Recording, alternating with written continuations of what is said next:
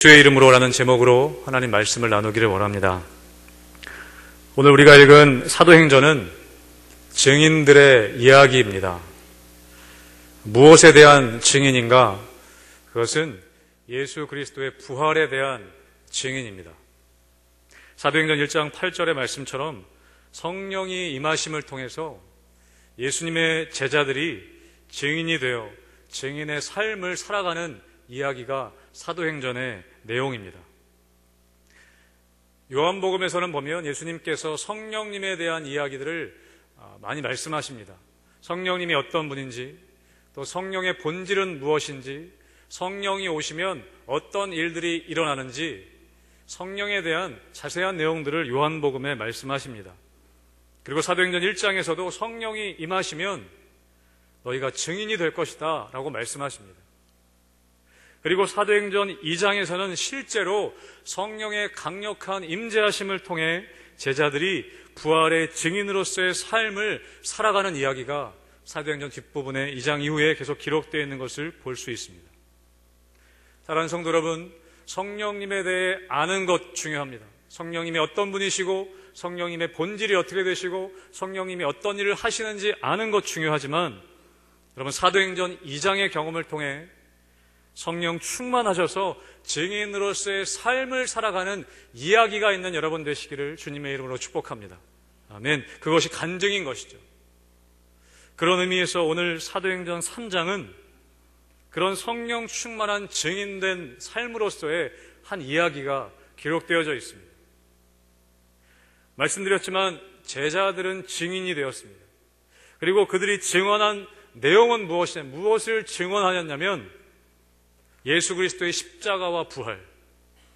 여러분, 사도행전 2장에는 베드로의 설교가 기록되어 있습니다. 성령 충만하여서 설교한 베드로의 설교가 있는데요. 핵심은 무엇이냐? 사도행전 2장 32절 보시면 이렇게 되어 있습니다. 이 예수를 하나님이 살리신지라. 여러분, 36절을 보면 이렇습니다. 그런즉 이스라엘 온 집은 확실히 알지니 너희가 십자가에 못 박은 이 예수를 하나님이 주와 그리스도가 되게 하셨느니라 하니라. 아멘. 베드로 설교의 핵심은 무엇이냐면 예수님께서 십자가에 죽으시고 하나님께서 그를 살리시고 그가 우리의 주님과 그리스도가 되셨다. 이것이 베드로 설교의 핵심이었습니다. 그리고 이것이 복음입니다. 복음의 핵심 내용입니다. 여러분, 예수님의 공생애의 핵심도 그렇습니다. 예수님이 공생의 기간, 이 땅에 공생의 기간 계실 때 핵심 내용도 공생의 전체를 한마디로 하자면 뭐냐면 하나님 나라의 복음, 그것을 선포하시는 것이었습니다. 그런데 하나님 나라의 복음을 선포하실 때 예수님이 어떻게 하셨냐면 말씀으로 선포하시기도 했습니다. 그런데 말씀으로 선포하셨을 뿐만 아니라 병자들을 고치시고 귀신을 쫓아내시고 배고픈 사람들을 먹이시는 기적의 사건들을 통해서도 하나님의 나라가 임했음을 보여주셨습니다. 여러분, 말씀으로 선포하시기도 하고 삶의 모습을 통해 보여주시는 것을 통해 하나님 나라 복음을 선포하셨습니다. 여러분, 이것이 예수님께서 하나님 나라의 복음을 선포하시는 방법이었습니다.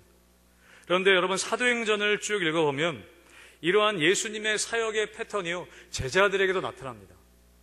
왜 그럴까요? 배운 것이 그거였으니까. 예수님께 배운 것이 그거였으니까. 그래서 여러분, 사도행전 2장에서는 베드로가 설교합니다. 말씀을 선포합니다. 그런데 오늘 3장에서는요 성전 미문 앞에 앉아 구걸하던 안진뱅이를 일으키는 기적을 행합니다. 그것을 보여주는 것이죠. 여러분, 이것이 사도행전 전체 가운데 이런 패턴으로 연결됩니다. 하나님 말씀을 선포하고 그리고 보여주고 선포하고 보여주고 사도들을 통해 일어난 그 치유의 기적은 그들이 증언한 예수님의 부활, 그들이 선포한 예수님에 대한 말씀이 사실이라는 것을 확실하게 증거하는 강력한 증거가 되었습니다. 그렇게 여러분, 사도들은 부활의 증인이 되었습니다. 사랑하는 성도 여러분, 말씀으로도 선포하실 뿐만 아니라 여러분 삶의 모습을 통해서도 하나님의 복음을 전파하게 되시길 주님의 이름으로 축복합니다. 두 가지가 같이 가야 되는 것이죠. 여러분, 제자들은 단순히 예수님을 따라하거나 예수님의 목소리를 흉내내거나 제스처를 흉내낸 것이 아니었습니다. 그래서 가끔 우리 교회 부교육자님들을 보면 담임 목사님의 목소리를 흉내내시거나 제스처를 흉내내거나 이게 꼭 흉내내자고 해서가 아니라 닮아가는 경우들을 봅니다. 근데 여러분, 단순히 제자들은요 그 정도가 아니었습니다. 예수님을 흉내내고 따라한 정도가 아니라 예수님은 이미 승천하셨지만 성령의 강림 사건을 통해서 예수님께서는 사도들을 통해 교회를 통해 계속 일하고 계심을 보여주었습니다. 여러분, 그것이 사도행전입니다. 그런 의미에서 여러분, 우리들의 삶 가운데 성령 충만하셔서 여러분 성령 충만한 증인으로서의 삶의 이야기가 있는 여러분 되시기를 다시 한번 축복합니다. 아멘. 예전에 제가 한번 설교할 때 그런 말씀 드렸습니다. 스펙보다 중요한 건 스토리다. 내가 뭘 했고 여러분, 그것보다 나의 삶의 이야기가 있는 것이 중요합니다. 제자들에게는 이러한 이야기가 있었습니다. 사도행전 2장에서 사도 베드로는 설교를 통해 말씀 선포를 통해 복음을 전했다면 오늘 3장에서는 예수님처럼 미문에 앉아있던 안진뱅이를 일으키는 사건을 통해 하나님 나라가 임했음을 보여주고 있습니다. 여러분, 오늘 3장 1절과 2절 말씀 같이 한번 읽어보도록 하겠습니다. 3장 1절과 2절입니다. 시작. 제9시 기도 시간에 베드로와 요한이 성전에 올라갈새 나면서 못 걷게 된 이를 사람들이 메고 오니 이는 성전에 들어가는 사람들에게 구걸하기 위하여 날마다 미문이라는 성전 문에 두는 자라. 아멘. 오늘 1, 2절은요 사도행전 2장의 성령 강림 사건이라는 놀라운 사건을 뒤로하고 3장에 와서는 평상시와 다르지 않는 평온한 일상의 모습을 묘사하고 있습니다. 베드로와 요한은 원래 하던 대로, 평소 하던 대로 유대인들이 원래 하던 것처럼 하루 3번 기도하였는데 그 기도 시간이 되어 성전으로 올라가고 있었습니다. 그리고 그 성전 미문에는요 성전에 들어가는 사람들에게 구걸하기 위해 늘 앉아있던 여러 거린들이 있었습니다. 오늘 본문엔 특별히 나면서부터 못 걷게 된 산 사람을 소개하고 있습니다. 여러분, 이 사람들 평소와 다르지 않게 사람들의 도움을 받아 금으로 장식된 아름다운 미문이라고 하는 그 문 앞에 앉아서 성전으로 들어가는 사람들에게 구걸하고 있었습니다. 아주 평소의 모습 그대로. 그런데 여러분, 3절과 4절 말씀에 보면 이렇습니다. 우리 3절, 4절 다시 한번 읽어보겠습니다. 같이 읽습니다. 시작. 그가 베드로와 요한이 성전에 들어가려 함을 보고 구걸하거늘 베드로가 요한과 더불어 주목하여 이르되 우리를 보라 하니. 평소대로 베드로와 요한은 기도하기 위해 성전으로 들어가려고 했고 그 나면서부터 걷지 못했던 그 거리는 평소대로 성전에 들어가는 사람들에게 구걸하고 있었습니다. 여러분, 어쩌면 그 길을 베드로와 요한은 여러 번 지나쳤을 수도 있습니다. 그리고 그 거린을 몇 번 봤었을 수도 있습니다. 그런데 오늘 4절에 보니까 여러분, 베드로와 요한이 어떻게 하냐면 그를 주목하여 보았다, 그렇게 기록합니다. 원래 다니던 길, 원래 보던 사람이었는데 오늘 4절에서는 그를 주목하여 보았다, 그렇게 기록합니다. 여러분, 오늘 3장은 평소와 다를 바 없는 모습처럼 보이지만 사도행전 2장의 성령 충만을 경험한 베드로와 요한은요 예전의 그들이 아니었습니다. 여러분, 무엇을 통해 알 수 있습니까? 나면서부터 걷지 못한 이 사람, 늘 그 자리에 앉아 하루 구걸해서 하루 먹고 살았던 그 거린을 오늘 주목하였습니다. 여러분, 성령이 임하시면, 성령 충만하면 여러분, 보이지 않던 것들이 보이게 되고 들리지 않았던 것들이 들리게 됩니다. 여러분, 성령 충만하면 늘 봤던 건데 새롭게 보이게 되고요, 늘 들었던 건데 새롭게 들리게 됩니다. 여러분, 성령 충만은 엄청난 어떤 신비스러운 체험이 아닙니다. 오늘 베드로와 요한은요 예전에는 보지 못했던 이 사람, 이 거린의 필요를 보게 되었고 이 사람의 아픔을 보게 되었습니다. 예수님은 늘 예수님을 따르던 무리들에 대해 불쌍한 마음, 긍휼히 여기는 마음을 가지셨습니다. 여러분, 이 베드로와 요한도 제자들도 그 예수님의 마음을 갖게 된 것입니다. 여러분, 그래서 은혜를 경험한 분들의 이야기들을 이렇게 나눠보면 예전에 들리지 않던 말씀이 들리기 시작하고 예전에 보이지 않았던 말씀이 보이게 된다는 거예요. 또 어떤 분들은 예전에 그렇게 미웠던 남편이, 여기선 주로 남편이더라고요. 남편. 아니면 시어머니. 그분들이 미웠던 사람이 은혜를 경험하고 나니까 불쌍하게 보인다고 하는 고백을 듣습니다. 여러분, 그것이 시간이 한참 흘러서 그분이 인격적으로 많이 성숙해서 그런 것이 아니라 은혜를 경험하니까 예전에는 똑같이 봤던 사람인데 불쌍하게 새롭게 보이는 거예요. 여러분, 저도 군대에 있을 때, 여러분, 군대 가면 꼭 괴롭히는 한 사람이 있습니다. 꼭 고참 중에 자기 괴롭히는 한 사람이 있어요. 저도 있었거든요. 정말 미운 한 사람이 있었습니다. 교회 간다고 괴롭히고, 밤마다 불러내서 괴롭히고, 자기 연애 편지를 저한테 쓰라고 하고, 그런 고참이 있었어요. 밤마다 불러내서. 근데 제가 주일날 교회 가서 은혜를 경험하고 오면요, 그 사람이 그렇게 불쌍한 거예요. 불쌍한 거예요. 그렇게 미웠던 사람인데 불쌍하시더라고요. 근데 얼마 가지는 못했습니다. 하루 지나면 다시 미워지고, 하루 지나면 또 미워지고. 여러분, 그렇게 성령 충만하면 보지 못했던 것들이 보이고 들리지 않았던 것들이 들리게 됩니다. 여러분, 그때 그냥 지나치지 않게 되시기를 축복합니다. 보이지 않았던 것들이 보일 때, 들리지 않았던 것들이 들릴 때, 여러분, 그때 나아가셔야 합니다. 여러분, 베드로와 요한은 그 사람을 주목해 봤습니다. 그리고 그냥 가지 않고 그 사람에게 말을 걸었습니다. 뭐라고요? 우리를 보라. 우리를 보라. 우리를 보시오. 하고 말을 걸었습니다. 베드로의 얼굴을 상상해 보면 굉장히 당당한 얼굴이었을 것 같습니다. 그 당당함은 너보다 내가 낫다라는 교만함에서 나오는 당당함이 아니라 주님의 은혜를 경험한 사람, 성령 충만한 사람의 당당함이었을 것 같습니다. 여러분, 사실 베드로나 요한이 뭐 볼 게 있었겠습니까? 여전히 어부였고 부자도 아니고 행색도 남루했을 것입니다. 그렇지만 베드로는 뭐라고 담대하게 얘기하냐면 우리를 보라. 나를 봐라. 여러분, 여러분에게 이런 당당함이 있게 되시길 축복합니다. 여러분, 바울은요, 복음 전하다가 붙잡혀서 신문당하는데 자기를 신문하는 사람에게 이렇게 얘기합니다. 내가 갇힌 것 외에는 너희가 나와 똑같았으면 좋겠다. 갇힌 것 외에는 나와 같기를 원한다. 여러분, 죄인이 하는 이런 당당함, 죄인이 말할 수 있는 이런 당당함이 어디서 나오겠습니까? 여러분, 베드로는 뒤에 얘기하죠. 은과 금은 내게 없다. 은과 금 때문에 이렇게 당당한 거 아니었습니다. 자신의 어떤 학벌 때문에 당당한 거 아니었습니다. 은과 금은 내게 없지만 당당했습니다. 여러분, 좀 부족하면 어떻습니까? 좀 모자라면 어떻습니까? 여러분, 당당할 수 있게 되기를 축복합니다.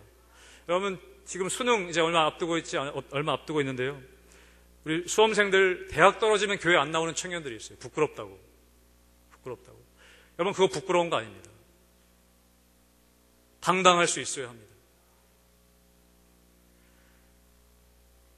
당시 그 거린, 그 앉아있던 여러분 성전 미문은요, 예루살렘 성전으로 들어가는 여러분들 중에 하나였습니다. 근데 또 다른 별명이 있었어요. 그 문에는 골든 게이트라는 별명이 있었습니다. 왜 그러냐면 그 문이 황금으로 입혀진 화려한 문이었기 때문에 그렇습니다. 어쩌면 외적인 것을 중시하는 당대의 시대상을 묘사하고 있는지도 모르겠습니다. 여러분, 그런데 베드로는 고백하는 거예요. 나는 저런 은과 금은 내게 없다. 여러분, 거린이 황당했을 겁니다. 그 안진뱅이가 황당했을 거예요. 자기를 좀 보라고 해놓고 뭐 좀 줄 것처럼 불러놓고 나 돈 없다. 그렇게 얘기하는 거거든요. 여러분, 그런데 은과 금은 내게 없다. 그리고 뭐라고 얘기합니까? 우리 3장 6절 너무나 잘 아는 말씀 다시 한번 읽어보도록 하겠습니다. 같이 읽겠습니다. 시작. 베드로가 이르되 은과 금은 내게 없거니와 내게 있는 것을 이것을 너희에게 주노니 나사렛 예수 그리스도의 이름으로 일어나 걸으라. 아멘. 여러분, 그렇게 선포했더니 그가 뛰어서 서서 걸으며 걷기도 하고 뛰기도 하는 기적이 일어났습니다. 아까도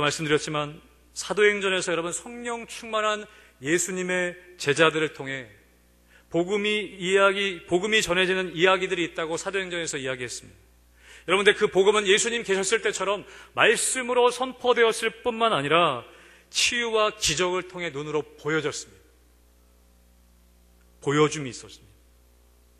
그런데요, 그 보여지는 여러 가지 사건과 기적들, 여러분 그러한 일들이 일어나는 데 있어서 중요한 매개체가 되는 것이 있었습니다. 그것이 무엇이냐면 예수 그리스도의 이름입니다. 복음이 전파되는 놀라운 사건들 가운데 그것이 일어나게 되는 중요한 매개체가 예수 그리스도의 이름이에요. 여러분 성경에 보면 이 이름은 굉장한 큰 중요한 의미를 갖습니다. 구약 같은 경우에는요, 이름 그대로 그 사람이 흘러가는 경우들을 봅니다. 여러분 이름 안에 인생이 담겨져 있습니다. 성경에 나오는 이름은 단순히 그냥 호칭이 아니라 그 사람 존재 자체, 그 사람의 존재를 규명하고 있는 것입니다. 여러분 아담, 처음 사람 아담 뜻이 무엇입니까? 흙입니다. 흙으로 지음받은 자라는 존재의 정체성이 있습니다. 이름 안에.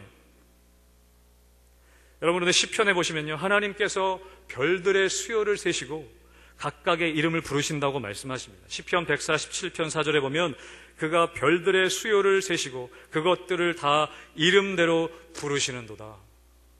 아멘. 여러분 하나님께서는 이 땅에 있는 모든 것들의 이름을 부르십니다. 여러분 하나님께서는 여러분들의 이름을 아시고 여러분들 한 분 한 분의 이름을 부르십니다. 여러분들 어떤 경우는요, 보면 성경에 보면 그 사람의 이름을 바꾸어 주시는 경우도 봅니다. 인생과 안 맞을 경우에.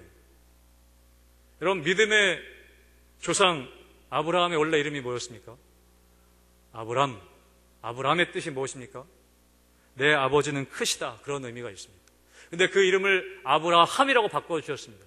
무슨 의미입니까? 열국의 아비. 여러분 그 아내의 이름도 바꿔주시죠. 원래 아내의 이름이 사레였습니다. 사레. 사레라는 이름의 뜻은 여성 지도자, 어떤 그런 의미가 있습니다. 근데 그 이름을 사라라고 바꿔주셨습니다. 뭐예요? 열국의 어미라는 이름으로 바꿔주셨습니다. 여러분 야곱은 어떻습니까? 야곱이라는 이름의 뜻은 무엇입니까? 발꿈치를 붙잡다라는 의미가 있습니다. 여러분 근데 그 야곱이란 말의 또 다른 의미는 뭐냐면 사기꾼이라는 의미도 있다고 합니다. 여러분 이름이 사기꾼인 거예요. 여러분 하나님이 그 야곱의 이름을 어떻게 바꿔주십니까? 이스라엘. 하나님과 겨루어 이기다. 하나님께 끈질기게 붙들려서 은혜를 경험한 사람, 그 이름으로 바꿔주십니다. 여러분 신약의 대표적으로 이름이 바뀐 사람이 누가 있습니까? 시몬. 여러분 시몬의 이름이 어떻게 바뀔 것이라고 예수님이 예언하십니까? 베드로. 아람어로 게바로 바꿀 것이다. 게바라 불릴 것이다. 뜻이 뭡니까? 반석. 반석 위에 내가 교회를 세우겠다. 예전에 말씀드렸지만 여러분 저도 제 이름을 바꾸려고 했습니다. 놀림을 너무 많이 받아가지고. 제 이름을 다 아시죠? 이승만인데 전 평범한 이름으로 바꾸고 싶었습니다. 너무 튀고 맨날 싸우고 그래가지고 이름 때문에.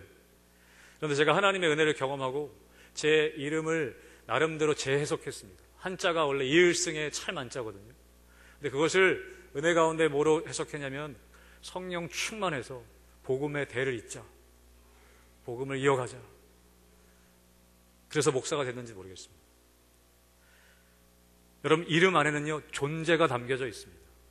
특별히 유대 사회에서의 이름은 그 사람의 인격 전체가 담겨져 있습니다.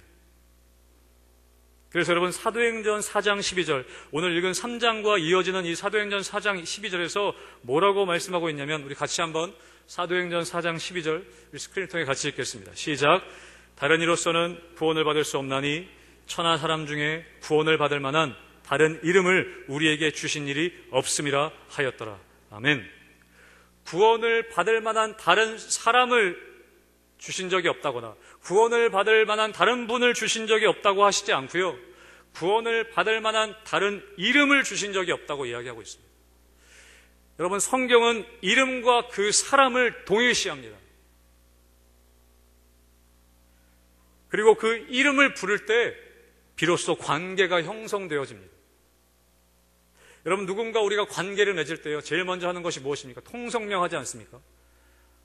명함을 나눠주신다거지, 이름을 보게 되지 않습니까? 여러분, 관계없는 사람일 때는요, 그냥 여기요, 뭐 저기요, 여보시오 라고도 합니다. 그런데 그 사람과 관계를 맺으려고 한다면 이름을 통성명합니다. 이름을 통하면서 관계를 맺게 됩니다. 여러분, 하나님께서 우리와 관계 맺으실 때도 그렇습니다. 하나님께서는 우리를 아시고 우리 한 사람 한 사람의 이름을 아십니다. 찬양에도 있지 않습니까? 내 이름 아시죠? 내 모든 생각도. 근데 여러분, 하나님이 그냥 이름 석자 외우시는 정도가 아니라 우리의 존재를 아시고 부르신다는 거예요. 이름을 부르실 때 삭개오야 하고 이름을 불러주십니다. 여러분, 구약에 보면, 출애굽기에 보면 하나님께서 모세에게 다가가실 때도 그러셨습니다. 불타는 떨기나무 가운데에서 모세를 부르십니다. 모세야, 모세야, 이름을 부르십니다. 여러분, 뭡니까? 관계를 맺고 싶다는 거예요. 사무엘서에 보면 어떻습니까? 사무엘아, 사무엘아, 사무엘을 부르십니다. 이름을 부르십니다. 야 하지 않습니다. 이름을 부르십니다. 여러분, 하나님께서는 여러분들의 이름을 부르십니다. 그러면서 관계가 시작되는 거예요. 그런데 여러분, 하나님만 우리를 이름을 부르시는 것이 아니라 모세를 부르시고 모세를 보내시려고 했을 때 모세가 뭐라고 하냐면, 그럼 내가 이스라엘 자손들에게 가서 하나님이 나를 보내셨다고 하면 그들이 그 신의, 그의 이름이 뭐냐고 물을 텐데 뭐라고 해야 됩니까? 라고 질문합니다. 무슨 질문이냐면, 하나님의 이름은 무엇입니까? 그 질문이에요. 여러분, 그때 하나님이 하나님의 이름을 가르쳐 주십니다. 출애굽기 3장 15절에 이렇게 기록되어 있습니다. 출애굽기 3장 15절 말씀 스크린을 통해 같이 읽겠습니다. 시작. 하나님이 또 모세에게 이르시되 너는 이스라엘 자손에게 이같이 이르기를 너희 조상의 하나님 여호와 곧 아브라함의 하나님 이삭의 하나님 야곱의 하나님께서 나를 너희에게 보내셨다 하라. 이는 나의 영원한 이름이요 대대로 기록할 나의 칭언이라. 아멘. 하나님이 이름을 알려주십니다. 나는 여호와다. 나는 아브라함의 하나님, 야곱의, 이삭의 하나님, 야곱의 하나님이다. 여러분, 관계에 있어서 이름을 아는 것은 너무나 중요합니다. 이름을 통해 관계가 맺어지고 그 이름을 깊이 이해함을 통해 관계가 깊어집니다. 존재를 이해함을 통해 관계가 깊어집니다. 여러분, 모세와 이스라엘 백성들은요, 여호와 하나님, 아브라함의 하나님, 이삭의 하나님, 야곱의 하나님, 우리 조상들의 하나님, 역사의 하나님으로만 정도만 알고 있었습니다. 그런데로 출애굽기를 지나가면서 점점 더 그 하나님의 이름의 깊이를 알아갑니다. 출애굽기 15장에 보면 하나님께서 자신의 이름을, 다른 이름을 또 알려주십니다. 나는 너희를 치료하는 하나님이다. 여호와 라파야. 출애굽기 17장에 가면 아말렉 전투에서 승리하게 하시고 또 다른 이름을 가르쳐 주십니다. 뭐예요? 여호와 니시. 여호와는 나의 깃발이시다. 관계가 깊어지는 핵심은 하나님의 이름을 인격적으로 더 깊이 경험해가고 알아가는 것입니다. 여러분, 하나님의 이름의 의미를, 이름의 뜻을 여러분 인격적으로 더 깊이 알아가게 되시길 바랍니다. 여러분, 그런데 신약에 와서는요, 신약에 와서 하나님께서 구원의 문을 활짝 여시면서 구원자를 보내주시는데요, 구원자를 보내주시면서 뭐라고 하시냐면 먼저 이름을 알려주십니다. 그 이름을 임마누엘이라고 해라. 그 이름을 예수라고 해라. 구원자 예수님을 이 땅에 보내시면서 그 이름을 먼저 알려주십니다. 여러분, 우리는 어떻게 구원을 받습니까? 어떻게 구원을 받는다고 성경은 기록하고 있습니까? 우리가 잘 아는 로마서 10장 13절 말씀, 여러분 스크린을 통해 같이 한번 읽어보도록 하겠습니다. 같이 읽겠습니다. 시작. 누구든지 주의 이름을 부르는 자는 구원을 받으리라. 아멘. 여러분, 예수님은 우리에게 구원자의 이름을 알려주시고 구원자를 보내주시고 누구든지 그 이름을 부르는 자는 구원을 받는다라고 말씀하셨습니다. 사랑하는 성도 여러분, 주님의 이름을 부르시기를 바랍니다. 주님의 이름을 부르십시오. 주님의 이름을 부른다는 것은 무엇입니까? 여러분, 말 그대로 주여 하고 부르짖는 것입니다. 주님 하고 부르는 것입니다. 여러분, 우리가 기도할 때 주여 삼창하지 않습니다. 왜 주여 삼창합니까? 여러분, 주님이 멀리 계셔가지고 못 들으실까봐 크게 주여 삼창합니까? 아니지 않습니까? 여러분, 우리가 주여 하고 부르는 것은 나의 감각을 깨우는 것입니다. 주여 하고 부를 때 주님이 여기 계심이 인식되어집니다. 여러분, 저도 그래서 의식적으로 주여 하고 자주 부릅니다. 주여. 어떤 분은 엄마를 부르시는데 저는 주여를 부릅니다. 주여. 의식적으로 순간순간 부릅니다. 주님이 여기 계심을 인식하고자 부릅니다. 주여. 주님. 여러분, 또 주님의 이름을 부른다는 것은 무엇입니까? 주님의 말씀을 선포하는 것입니다. 여러분, 오늘 베드로가 일어나 걸어라. 여러분, 원래 이런 말씀은요, 예수님이 하시던 말씀이에요. 죽은 나사로를 향해서 걸어 나와라. 일어나라. 이건 예수님이 하시던 말씀이에요. 그런데 이제 제자들도 예수님의 이름으로 주님처럼 선포하게 되었습니다. 사랑하는 성도 여러분, 믿음으로 말씀을 선포하시기를 축복합니다. 말씀을 선포하십시오. 주님의 이름으로 여러분 자녀들을 축복해 주십시오. 여러분, 민수기 6장에 보면 제사장의 축복문이 있습니다. 여호와는 내게 복 주시기를 원하고 너를 지키시기를 원하며, 여호와는 그의 얼굴을 내게 비추사 은혜 베푸시기를 원하며, 여호와는 그 얼굴을 내게로 향하여 드사 평강 주시기를 원하노라 할지니라. 그런데 그 뒤에 보면 뭐라고 하냐면, 그들이 이같이 내 이름으로 이스라엘 자손에게 축복할지니 내가 그들에게 복을 주리라. 내 이름으로 축복하면 내가 그때 복 주겠다. 여러분, 주님의 이름으로 자녀들을 마음껏 축복하십시오. 여러분, 주님의 이름으로 이웃들을 마음껏 축복하십시오. 병든 사람을 위해 주님의 이름으로 기도하십시오. 여러분, 내가 능력이 있어서가 아니에요. 우리가 능력이 있어서가 아닙니다. 여러분, 금요일날 저녁 때 예배 후에 목사님께 안수받으러 오시는 분들 계십니다. 여러분, 목사님께 능력이 있어서가 아니지 않습니까? 목사님 기도하실 때 예수님의 이름으로 기도할 때 여러분, 병들었던 분이 낫는 간증이 있었습니다. 여러분, 드라마 보시면, 특별히 사극에 보시면 어떤 마을에 어떤 사람이 와가지고 어명이요 할 때가 있습니다. 어명이요. 여러분, 어명이요 하면요, 그 사람의 모습이 어떠하든지 간에, 그 사람이 보잘것없든지 어떻든지 간에 어명을 전달하고 그 왕이 준 패를 보여주면 모든 사람이 무릎을 꿇습니다. 그 이름만 왔는데 왕이 온 것처럼 떨며 무릎 꿇고 다 고개를 숙입니다. 여러분, 이름은 그 사람입니다. 그 존재인 것이죠. 여러분, 예수님은 요한복음에서 그래서 이렇게 말씀하십니다. 요한복음 14장 13절 14절에 보면, 너희가 내 이름으로 무엇을 구하든지 내가 행하리니 이는 아버지로 하여금 아들로 말미암아 영광을 받으시게 하려 함이라. 내 이름으로 무엇이든지 내게 구하면 내가 행하리라. 아멘. 예수님께서 이 시간에 원하시는 일, 예수님께서 계셨다면 하셨을 일들을 예수님을 의지하여 말하고 행동할 때 예수님은 지금도 그 사람을 통해 일하시는 줄로 믿습니다. 내 이름으로.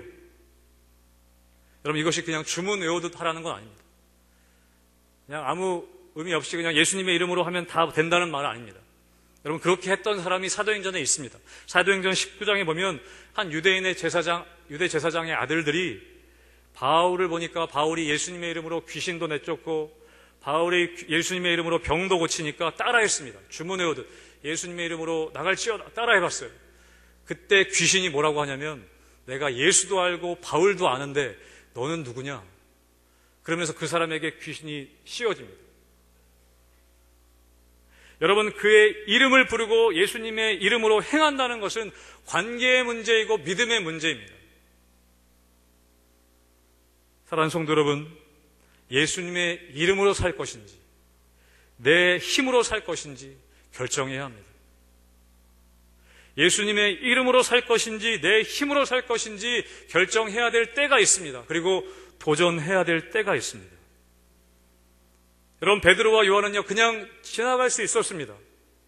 안진뱅이 보고 그냥 지나갈 수 있었어요. 예수님의 이름으로 일어나라 했는데 안 일어나면 어떡해요? 그럼 저도 그런 적이 있었거든요. 안 일어날까봐, 아무 일도 안 일어날까봐 두려웠던 적이 있었거든요. 근데 베드로와 요한은 예수님의 이름으로 살기로 결단했습니다. 마태복음 14장에 보면 예수님 무리를 걸어오실 때 베드로가 이야기하죠. 저도 예수님 무리를 걷고 싶습니다. 배에서 내려와라. 걷기 시작합니다. 근데 바람을 보고 무서워 빠지죠. 여러분, 그때 예수님은요, 문제가 풍랑에 있다고 말씀하시지 않습니다. 바람이 너무 컸구나, 그렇게 말씀하시지 않고 믿음이 작은 자여 말씀하세요. 믿음의 문제라고 말씀하십니다. 폭풍 후의 문제가 아니고 믿음의 문제라고 말씀하세요. 여러분, 믿음은 뭡니까? 믿음이란 뭡니까? 여러분, 믿음은요, 내가 원하는 것, 내가 원하는데 내가 할 수 없는 것들, 여러분, 그것을 하나님께서 해주시는 것, 그것이 믿음이 아닙니다. 나는 간절히 원하는데 내가 못하는 거야. 그래서 하나님이 해주시는 것, 그게 믿음이 아니라, 여러분, 믿음은요, 하나님이 원하시는 것, 하나님이 원하시는데 나는 능력이 없고, 근데 나는 원하지 않는 것일 수 있어요. 그런데 하나님이 원하실 때 순종하며 따라가는 것이 믿음입니다. 내가 초점이 아니고 주님께 초점 맞춰지는 것, 여러분, 그것이 예수 그리스도의 이름으로 사는 것입니다. 여러분, 예배 드릴 때도 그럴 수 있다는 거예요. 예배 드릴 때도 주님이 아니라 나에게 초점 맞춰질 수 있다는 거예요. 나에게 위로되는 말씀 듣고 싶고, 사람들을 위로해주고 싶어서 위로하고 싶은 위로의 말씀을 내가 전하고, 내가 좋아하는 위로가 되는 찬양을 좀 불렀으면 좋겠고, 그런 찬양이 나오면 눈물도 좀 흘리고 감정도 좀 뜨거워지는 경험도 하고 그럴 수 있지만, 여러분, 그래서 은혜 받은 것처럼 보일 수도 있지만, 여러분, 이런 예배가 정말 위험한 예배입니다. 내가 위로받기 위해서, 나에게 초점 맞춰져 있는, 내가 격려받기 위해서 드려지는 예배, 여러분, 그 예배보다 위험한 예배는 없습니다. 성경에서는 예수님께서 예배하는 자들은 영과 진리로 예배할지어다 말씀하세요. 성령의 인도하심을 따라 진리 되신 예수 그리스도를 믿음으로 예배하는, 그것이 예수의 이름으로 예배하는 것입니다. 여러분, 기도할 때에도 정말 예수님의 이름으로 기도하시기를 바랍니다. 그냥 주문이 아니라, 주문처럼 하는 것이 아니라 예수님의 이름으로. 오늘 본문의 이 기적은, 여러분, 또 복음서에 나오는 여러 기적들은요, 표적이라고 얘기합니다. 표적. 몇 주 전 금요기도 때 설교할 때도 요한복음 2장의 가나안 혼인잔치 때 물이 변하여 포도주가 되는 기적, 그것은 표적이라고 요한복음에 나와 있습니다. 표적은 뭐냐면 사인입니다. 사인. 여러분, 이런 기적들은요, 사인이라는 거예요. 사인이 뭡니까? 표시입니다. 표지판입니다. 이 기적은 뭔가를 가리킨다는 거예요. 기적 자체가 중심이 아니라, 포커스가 아니라, 이 기적을 통해 뭐를 가리킵니까? 예수 그리스도를 가리키는 것입니다. 예수님이 주님이시구나, 예수님이 그리스도이시구나. 여러분, 그래서 안진뱅이는 오늘 이 기적을 경험하고 8절의 뒷부분에 보면 그가 하나님을 찬송했다, 그렇게 기록되어 있습니다. 기적을 경험하고 올바르게 하나님을 바라보게 됐습니다. 그런데 여러분, 뒷부분에 보면 주위에 있던 사람들은요, 그 기적을 보고 사람을 바라봅니다. 베드로와 요한을 바라봅니다. 그래서 화를 내죠. 어찌하여 우리를 주목하느냐. 사람들은 베드로와 요한을 주목했습니다. 그런데 베드로와 요한과 이 안진뱅이는요, 일어난 안진뱅이는 하나님을 바라봤습니다. 여러분, 예수 그리스도의 이름으로 살 것인지, 내 힘으로 사람에게 초점 맞추고 나에게 초점 맞추고 살아갈 것인지 우리는 결정해야 합니다. 그리고 도전해야 합니다. 여러분, 골로새서 3장 17절의 말씀을 우리 같이 한번 좀 읽어보도록 하겠습니다. 골로새 3장 17절 같이 읽습니다. 시작. 또 무엇을 하든지 말에나 이래나 다 주 예수의 이름으로 하고 그를 힘입어 하나님 아버지께 감사하라. 아멘. 주 예수의 이름으로 하라.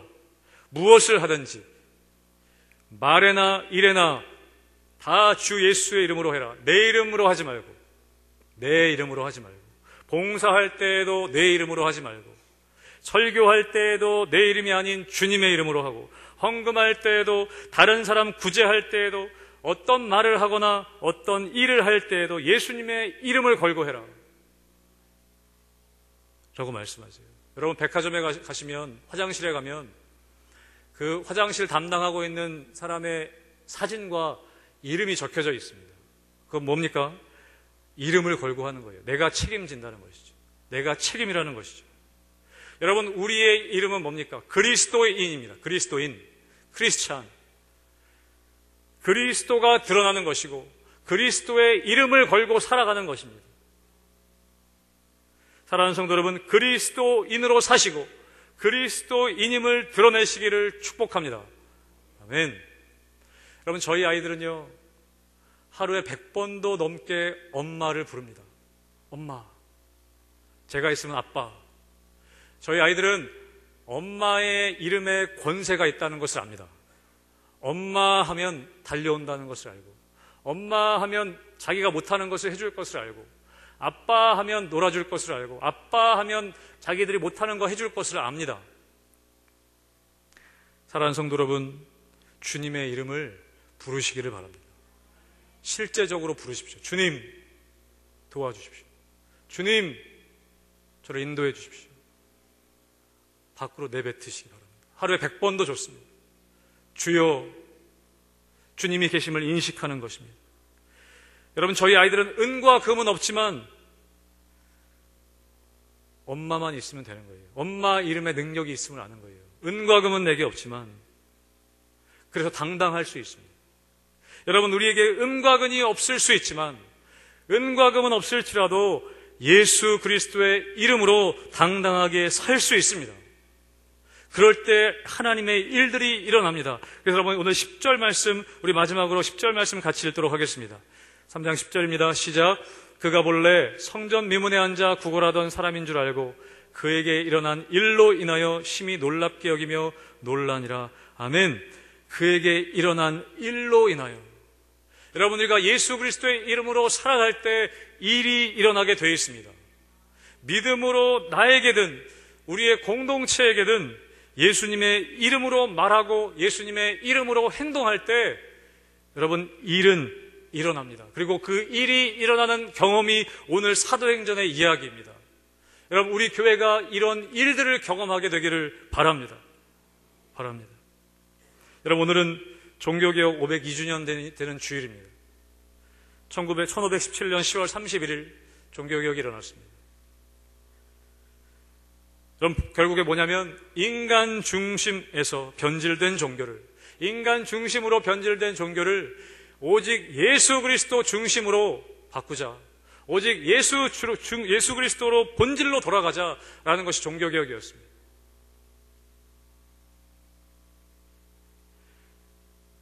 대학생 선교회 CCC라고 하는 선교단체 매년 금식 수련회를 갔습니다. 여러분, 매년 금식 수련회를 갔는데 거기서 맨 마지막 날 하는 것이 있습니다. 뭐냐면 백문일답이라고 하는 것입니다. 백문일답. 고 김준곤 목사님께서 시작하신 것인데, 백문일답은 뭐냐면 100가지 질문을 합니다. 근데 대답은 항상 한 가지입니다. 대답은 예수 그리스도입니다. 사회자가 한 가지씩 질문할 때마다 예수 그리스도라고 외칩니다. 100가지 질문을 합니다. 우리 삶의 구원자가 누구이십니까? 예수 그리스도. 내 삶을 인도하실 분이 누구십니까? 예수 그리스도. 우리 삶의 방향을 결정해 주시는 분이 누구십니까? 예수 그리스도. 내 자녀의 인생을 평탄케 하실 분이 누구십니까? 예수 그리스도. 100가지 질문을 하는데 대답은 한 가지입니다. 예수 그리스도. 여러분, 거기에 능력이 있더라고요. 영혼이 살아나는 능력이 있더라고요. 여러분, 예수 그리스도의 이름을 부르십시오. 그리고 예수 그리스도의 이름으로 모든 일에 말하고 일할 때나 예수 그리스도의 이름으로 하게 되시길 바랍니다. 그럴 때 일이 일어납니다. 그럴 때 믿음의 사건들이 일어나는 것입니다. 사랑하는 성도 여러분, 우리 구독교 성도님들, 주님의 이름으로만 사실 때, 주님의 이름을 부르실 때 놀라운 사도행전의 초대교회 역사를 경험하는 귀한 우리 성도님들의 가정과 삶이 되시기를 주님의 이름으로 축복합니다. 아멘. 기도하겠습니다. 사랑의 하나님 아버지, 저희들을 주님의 이름으로 구원하여 주시고 주님의 이름을 믿음을 통하여 하나님의 자녀 되게 하시니 감사를 드립니다. 하나님, 우리의 삶 가운데 때론 어려움과 고난이 있을 때, 때론 죄악의 자리에 머물러 있을 때 주님의 이름을 부름을 통하여 우리를 구원하여 주시옵소서. 우리를 소생케 하시는 주님을 경험하며 우리 공동체 가운데 주님의 이름으로 말하고 주님의 이름으로 행동함을 통하여 우리 공동체 가운데 살아 역사하시는 하나님의 일들이 일어나는 사도행전 초대교회 같은 일들이 일어나는 귀한 교회 되게 하여 주시옵소서. 감사하며 예수님 이름으로 기도하옵나이다. 아멘.